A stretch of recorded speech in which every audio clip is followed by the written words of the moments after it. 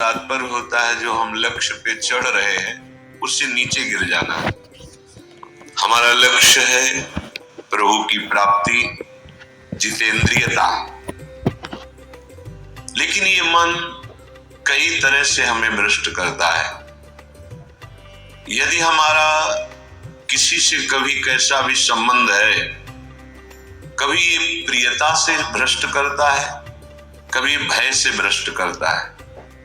सामने वाला प्रतिकूल न हो जाए, बहुत ये सावधानी की जरूरत है।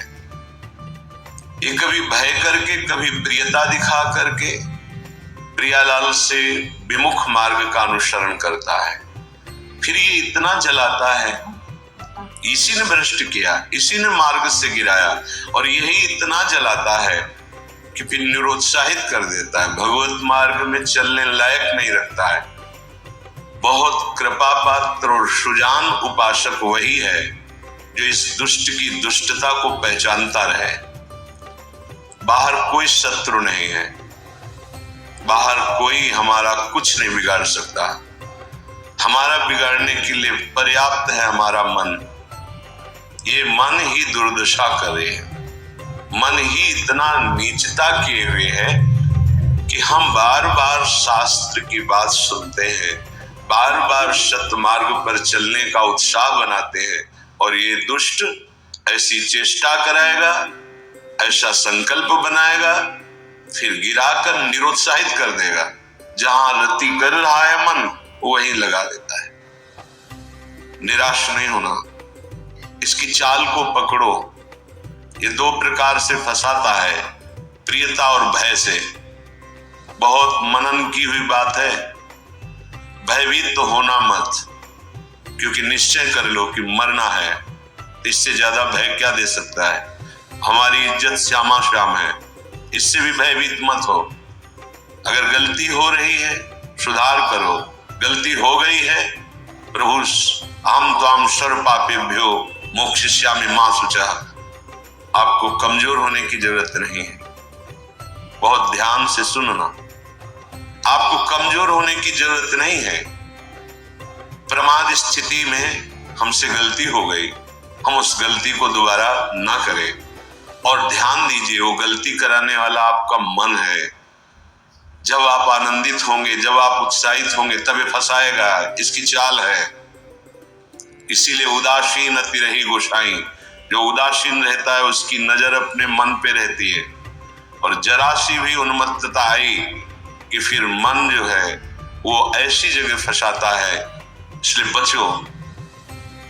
इस दुष्ट की चाल बहुत विचित्र है, और जहां ये पवित्र हो जाता है तो यही भगवत स्वरूप हो जाता है। इसके लिए निश्चय करना पड़ेगा।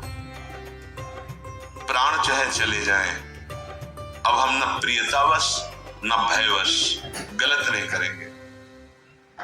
इसे पकड़ो। श्रीपाद प्रबोधानंद जी कह रहे हैं, श्री राधिके त्वं यदि न प्रसीदे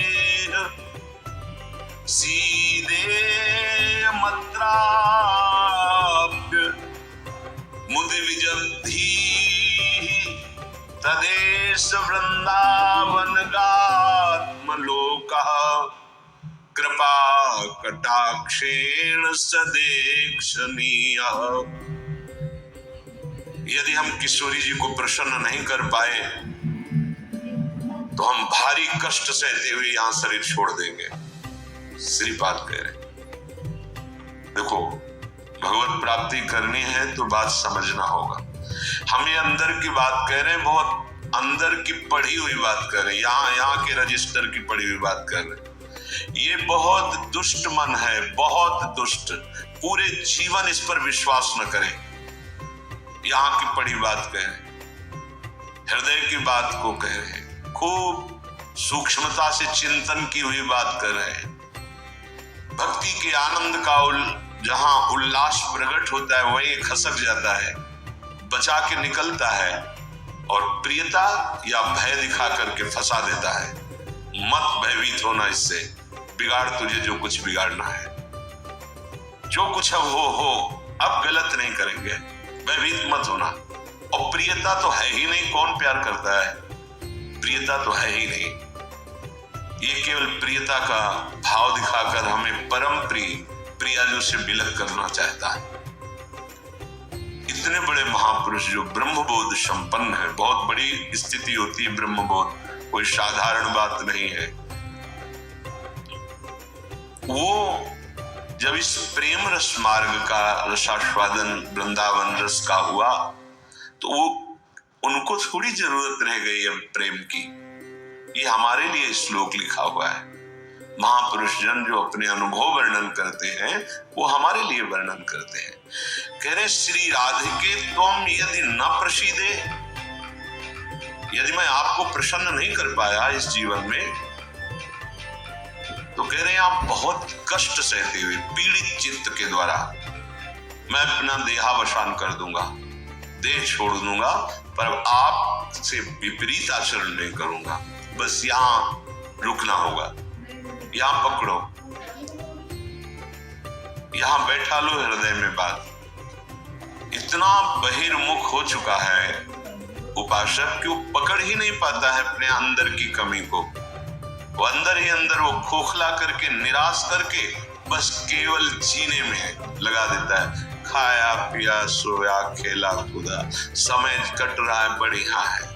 नहीं भाई, ये बहुत दुष्ट है मन। बार बार इसलिए कह रहे इस पर कभी विश्वास न करो। जब तक शरीर का होश है तब तक सबसे बड़ा दुश्मन हमारा मन है, दूसरा कोई दुश्मन नहीं। इस दुश्मन को देखते रहिए। ये 5 ज्ञानेंद्रियों को साथ लेकर हर समय हमारे पतन का प्लान करता रहता है, पतन का संकल्प बनाता रहता है। ये बहुत नीच उतर गया है। इसे उच्च चढ़ाने के लिए जो नाम, जो मंत्र, जो आश्रय है, उसको इस कोट से लेना होगा कि यदि आप प्रसन्न नहीं हुई लाडली जी, तो भयानक पीड़ा और कष्ट सहती हुई जानबूझकर हम अपना शरीर यहाँ छोड़ देंगे आपके धाम में, पर आपके विपरीत आचरण नहीं करेंगे। प्रतिकूलस्य वर्जनम। श्री वृंदावन में हमें आपका कृपा कटाक्ष चाहिए, आपका साक्षात्कार चाहिए, आपकी प्रसन्नता चाहिए। नहीं तो अपने जीवन को कष्टमय रखते हुए यहाँ प्राण त्याग देंगे। भाव समझो। जब इतना दृढ़ निश्चय हो जाएगा तो मन के ऊपर ही होनी चाहिए पूरी दृष्टि, क्योंकि उसी आनंद उल्लास में भागेगा, निकलेगा विषय सेवन के लिए, क्योंकि आपको गिराना है, उसका काम है गिराना। बाहर कोई गिरा नहीं सकता, हर कोई गिरा नहीं सकता। अंदर से अपना बड़ा भारी शत्रु मन है, यही गिरा रहा है। उदासीनता जिस साधक के जीवन में नहीं, वो आगे नहीं बढ़ पाता है।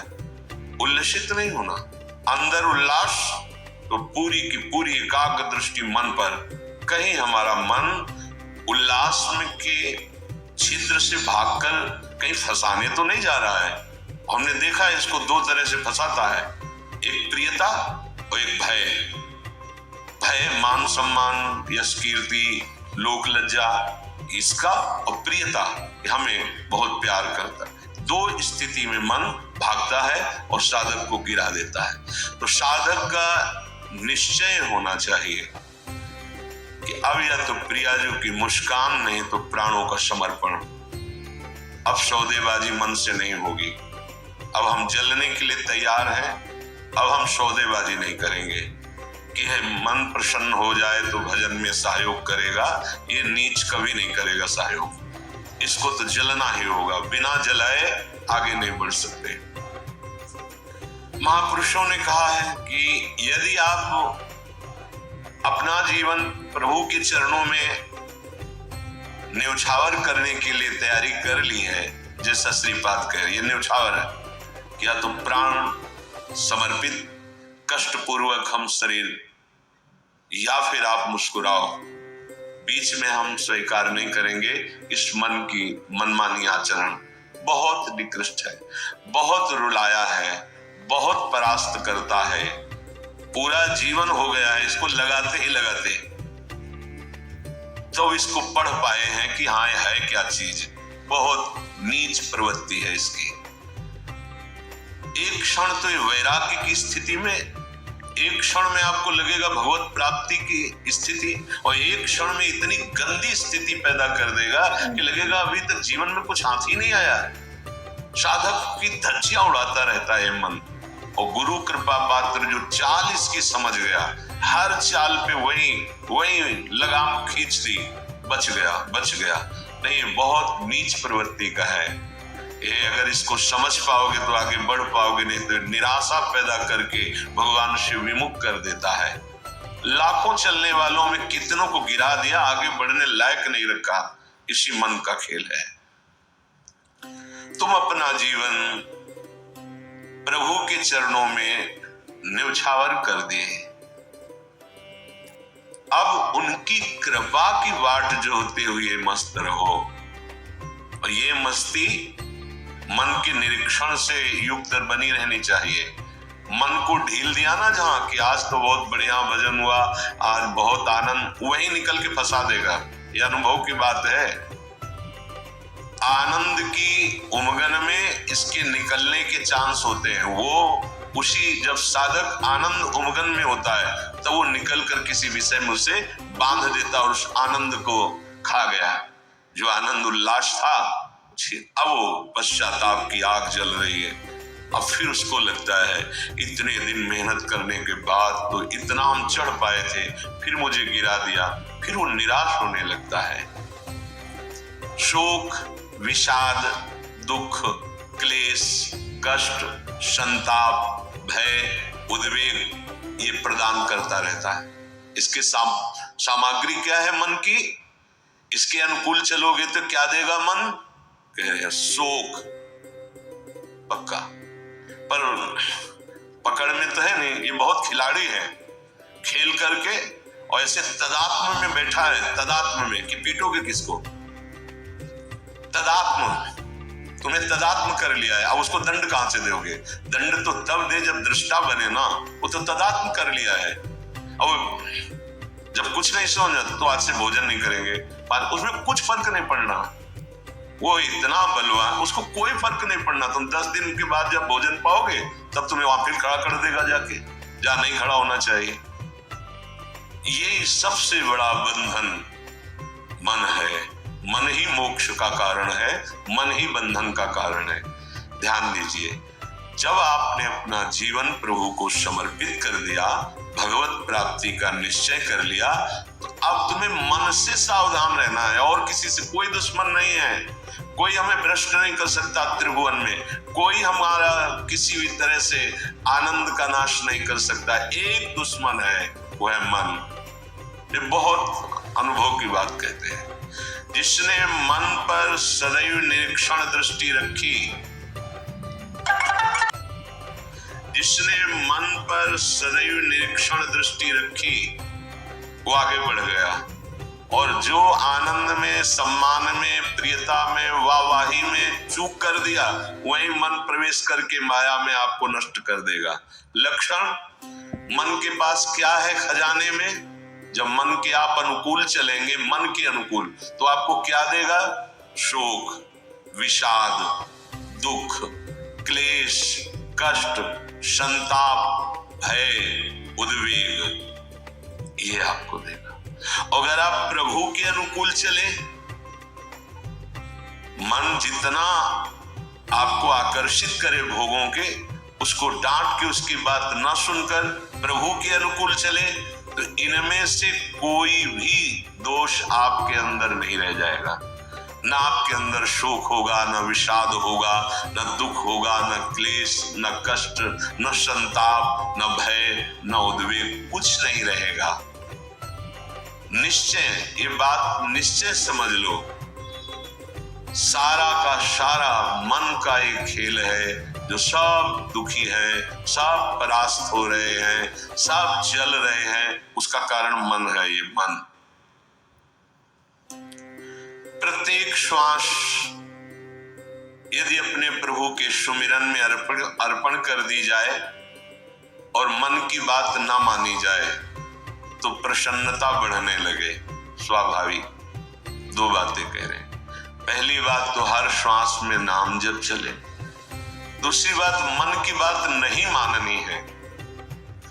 इससे लड़ना पड़ेगा। बिना लड़े कोई परमार्थ का योद्धा विजय श्री प्राप्त नहीं कर पाता, और ये बहुत रुलाता है, बहुत दुख देता है। यही प्रतिकूल हो जाता है।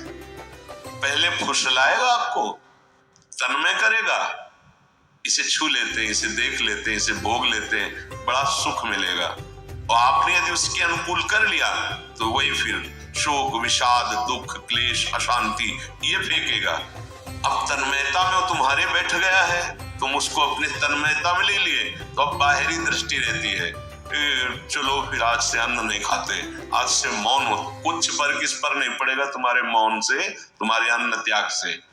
इस पर एक बात केवल, इसकी बात माननी नहीं है, बस।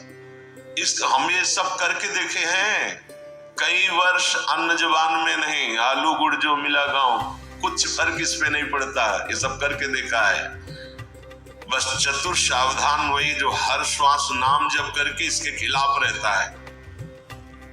अब देख लो इसकी खिलाफत करना कितना कठिन बात है। मनोवेग है ये, इस वेग को जो सह गया उसको महात्मा, टूट गया वही दुरात्मा बना देता है। बहुत निंदनीय आचरणों से युक्त है मन। आप देख लो, अगर इसको सुधारना चाहते तो इसके खिलाफ कमर कसनी पड़ेगी आपको, जबरदस्ती इसको भजन में लगाना पड़ेगा, और इसकी बात नहीं माननी होगी। नाम में बड़ी सामर्थ्य है। मतलब ये जो हम कह रहे हैं, ये अब कैसे तुम्हें स्थिति कैसे बताएं, ये बड़ी ऊंचाई से गिरा देता है मन। ये कोई छोटी मोटी शक्ति नहीं है मन। इंद्रियाणाम मनुष्यासु, ये भगवत स्वरूप है। ऐसा खेल रचा गया है माया का, ऐसा रचना रची गई कि अगर इसका सपोर्ट न करो तो जीना मुश्किल है। ध्यान देकर देखो, सारा खेल तो इसी के अंतर्गत, और सपोर्ट करो तो जीना मुश्किल है। अब निकलो इस खेल से, निकलो तो परम पद मिल जाएगा। बस जिसने नाम जपा, हरिराम व्यास जी एक पद में कहते हैं, नियंता पतितन को हरि